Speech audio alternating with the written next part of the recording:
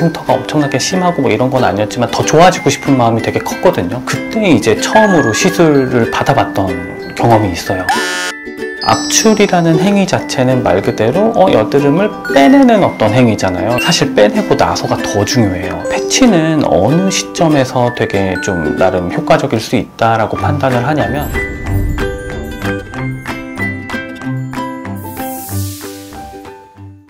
우리 흔히 얘기하는 학창시절이죠. 청소년기, 중학생 때 남들이 조금은 가볍게 겪듯이 뭐 이마 부위부터 시작을 했던 경험이 있어요. 오돌도돌하게 이마에 이제 좁쌀이 나고, 그러다가 관자놀이 부분으로 조금씩 옮겨오고, 그러면서 이제 볼 부위에 화농성의 어떤 양상을 동반했던 그런 어떤 여드름이 심하지는 않았지만 어느 정도는 동반을 하면서 한 고등학교 1, 2학년 때까지는 이제 그런 증상이 있었던 것 같고요. 또 마침 이제 제가 고등학교 때 이사를 한번 했었는데, 그 이사를 하고 나서 환경이 바뀌었었던 영향인 건지, 아니면 뭐 제가 어떤 성장하는 과정에 있어서 그랬던 건지, 잠깐 볼 부위에 화농이 좀 생겨났었던 일시적인, 왜냐면 제가 그거를 압출을 이제 받는 그 과정에서 굉장히 제가 좀 아팠었던 기억이 또 나름 있거든요. 다만 어렸을 때니까요, 다행스럽게는 뭐 회복도 좀 잘 되고, 그러면서 차츰차츰 이 좁쌀 여드름에 대한 어떤 불편감은 많이 감소를 했던 것 같아요. 다행스럽게 뭐 청소년기의 여드름을 겪었느냐라고 하면은 조금은 가볍게 겪었던, 그래서 그 증상이 크지는 않고 다행스럽게 흔적을 많이 남기지 않았던 이런 기억이 있는데,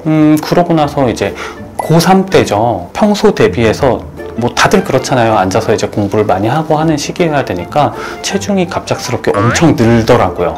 뭐 한 7, 8kg 정도는 우습게 더 이제 많이 살이 쪘던 것 같은데, 그렇게 되면 이제 지금은 이제 제가 잘 알죠. 그렇게 되면 염증 반응이 되게 거세지기 때문에 평소에 좀 괜찮았다 하는 상황에서도 볼 부위에서의 염증이 굉장히 강했었어요. 약간 일반적으로 그냥 뭐 노랗게 화농성 여드름이 났다 이런 어떤 느낌에서 좀 더 부어오르는 느낌이 강한 이런 형태의 이제 염증이었고, 제가 또 이제 1년을 더 공부를 했거든요.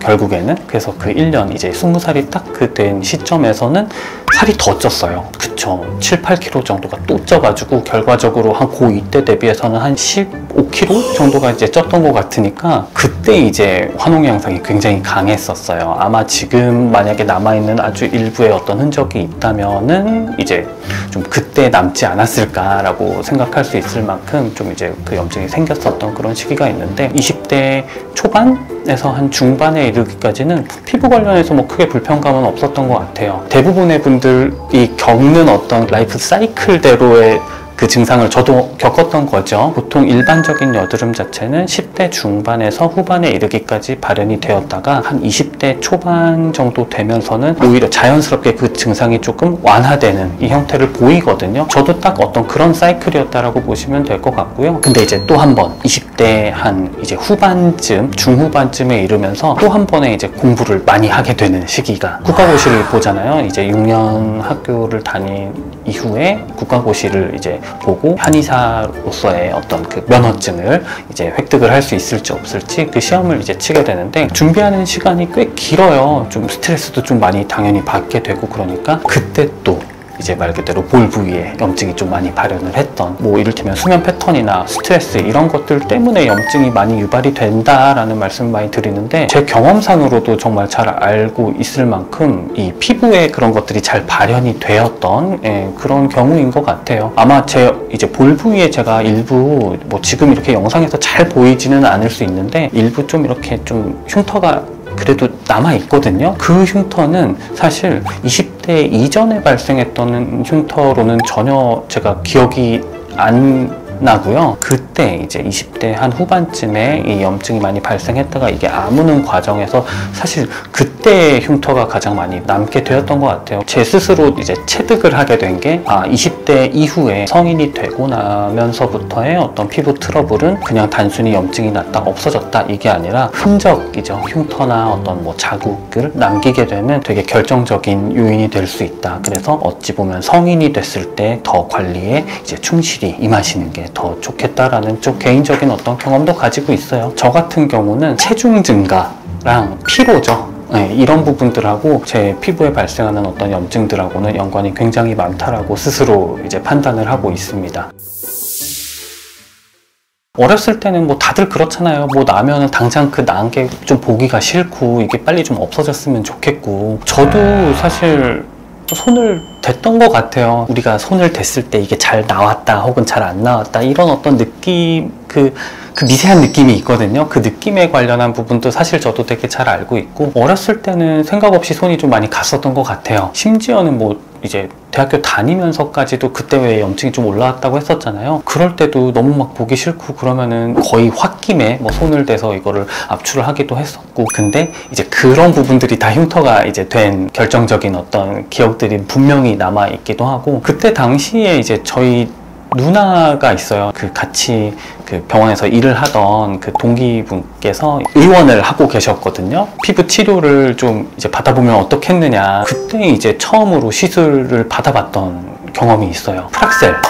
한창 그 이제 프락셀이라는 시술이 막 엄청 붐이었죠. 그때 어떤 흉터 치료를 한다 그러면 프락셀이라는 시술을 엄청 많이 할 때였었고, 그리고 이제 그 PRP라고 해서요, 자가 혈청, 피를 뽑아내서 거기에서 이제 혈청을 분리를 해서 그거를 흉터 부위에 주입하듯이, 그래서 이제 자가 재생을 유도하는 그런 시술이었는데, 그 두 가지를 제가 받았던 기억이 있습니다.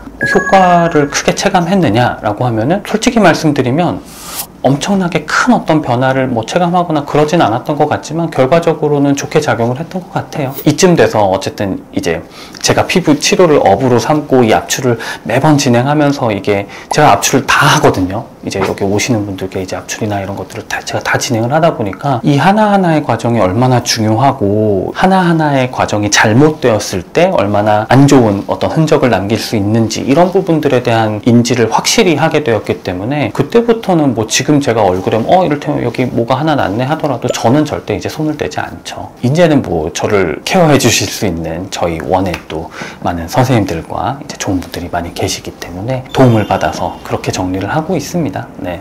계시는 간호사 선생님들 네, 다 관리를 해주시는 그 후 관리까지? 그렇죠. 후 관리까지 다 해주시죠. 후 관리가 되게 중요해요. 그러니까 이게 뭐냐면, 압출이라는 행위 자체는 말 그대로 여드름을 빼내는 어떤 행위잖아요. 이게 보통은 그래서 빼내고 나면 이제 다 끝이다 라고 생각을 하시게 마련인데, 사실 빼내고 나서가 더 중요해요. 이게 어떻게 아물어서, 그쵸? 흔적을 남기지 않으면서 이제 표면이 잘 아물고 잠깐 이 붉은 느낌이 있더라도 이게 안정적으로 더 이제 아물면서 색을 제대로 회복을 하고, 이 과정에까지 이르는 게 사실은 그 압출 행위에 꼭 이제 이어져야 하는 굉장히 중요한 부분이라고 보시면 되니까, 그래서 집에서 만약에 내가 압출을 굉장히 잘해서 툭툭 하면 다 나온다 하더라도 그 후처치가 사실 굉장히 중요하다는 거죠. 일단은 뭐 저희 같은 경우는 기본적으로 압출 이후에 항염작용이라는 거를 굉장히 중요시 하거든요. 그래서 그 스팟별로 혹은 뭐 범위가 넓으면은 범위가 넓게 해서 이 항염작용을 좀 이제 말 그대로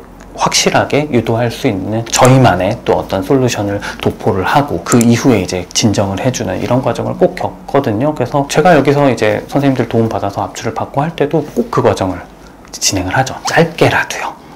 그래서 원장님이 뭔가 여드름 난 것 같은데 여드름 패치를 안 붙이시더라고요. 필요가 없으신 거네요? 뭐 그렇죠. 사실은 이 패치라는 거를 붙인다라는 의미는 여느 후처치들이 잘 동반이 되었다라고 하면은 패치가 필수적이지는 않아요. 오히려 덮여있는 시간이 길면서는 재생을 좀 저해할 수 있는 부분도 있다 보니까 그걸 꼭 필수적으로 붙이셔야 된다 이런 말씀은 드리지는 않는데, 패치는 어느 시점에서 되게 좀 나름 효과적일 수 있다라고 판단을 하냐면, 손이 잘 가시는 경우, 그러니까 무언가 올라왔을 때 내가 무조건 좀 손이 좀 잘 닿을 수밖에 없는 그런 어떤 습관이 있으시다든지, 미관상 내가 봤을 때 심리적으로 이걸 건드리고 싶은 마음이 너무 크시다 라고 했을 때는 차라리 그 패치를 붙이셔서 그런 어떤 부분에서 좀 자유로워질 수 있다라고 하면은 패치가 그때는 되게 효과적일 수 있고요. 두 번째로는 빠른 처치가 불가능할 때, 병원에서 빠르게 이거를 뭐 제거하고 후처치까지 동반을 해서 이렇게 관리를 하실 수 없다거나 뭐 염증 주사를 맞는다거나 이런 부분이 좀 불가능하실 때, 이럴 때는 패치를 붙이는 것도 좋은 방법일 수 있죠. 패치 같은 경우는 뭐 한 2, 3일 정도는 붙이고 계셔도 되는데, 너무